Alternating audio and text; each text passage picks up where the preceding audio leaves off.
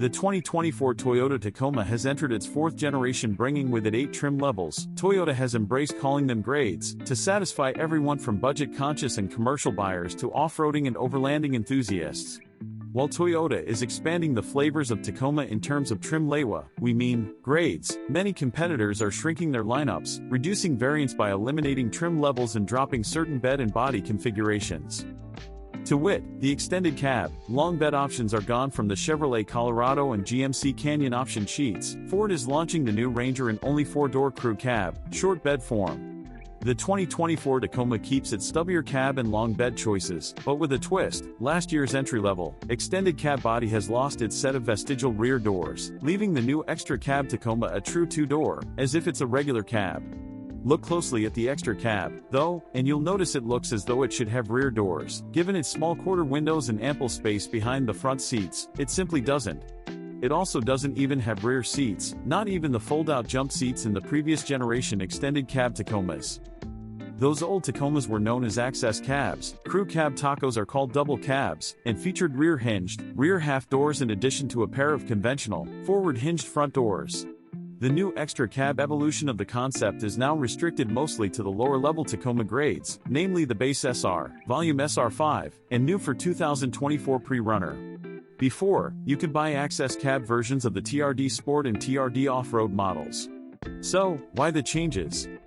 Toyota deep dive into how customers were using their trucks and learned that even when folks opted for the double cab Tacoma, they were likely just stuffing the back seats with dogs, tools, or camping gear. In short, Tacoma buyers aren't often carrying people, but they are carrying things. So, not only did Toyota bring back the XtraCab name, but also tailored it to make carrying stuff easier. The only thing you can't do with the XtraCab is access that space via suicide doors. Why, though? Wouldn't it be easier to heft a loaded cooler or duffel bag of camping gear out from behind the seat with an extra pair of doors? Yes, but Toyota was operating within the constraints of cost and safety. Adding the additional pair of doors means more work, money, to comply with side impact crash testing. On the upside, without any rear seats, just a shelf with some useful cubbies, you really can just chuck stuff back there without much care.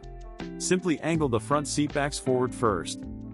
The 2-door configuration makes the new Tacoma a rarity in the mid-size truck segment. As we mentioned already, even extended cabs are out at GM, and Ford is waiting to introduce the short cab Rangers until later. Nissan still offers the Frontier and King cab, extended cab, guys with front doors and half rear doors.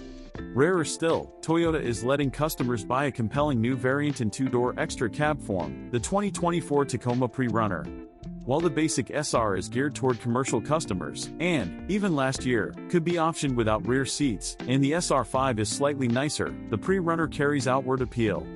It falls in the middle of the lineup and is only available with 2-wheel drive, a locking rear differential, a leaf spring rear suspension, and a 2-inch suspension lift, Meteor tires, and cool TRD wheels. Pricing for the TRD pre-runner trim, as well as the lesser SR and SR5 XtraCab models, is forthcoming. But it's a fair guess to assume that, like the access cab that came before it, the XtraCab will cost less than the 4-door double cab variant. It'll only be available with a long bed, 6'2".